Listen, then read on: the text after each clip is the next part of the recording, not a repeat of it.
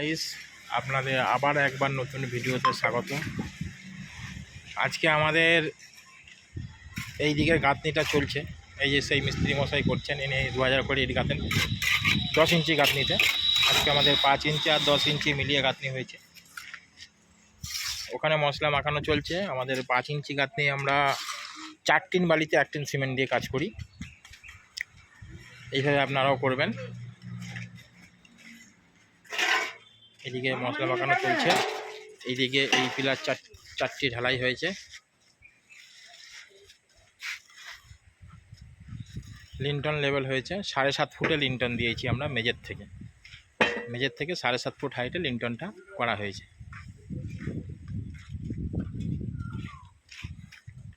যেহেতু এটা গোডাউন হিসাবে ব্যবহার হবে, তার জন্য 7.5 ফুট হাইট লিন্টনটা দিয়েছি।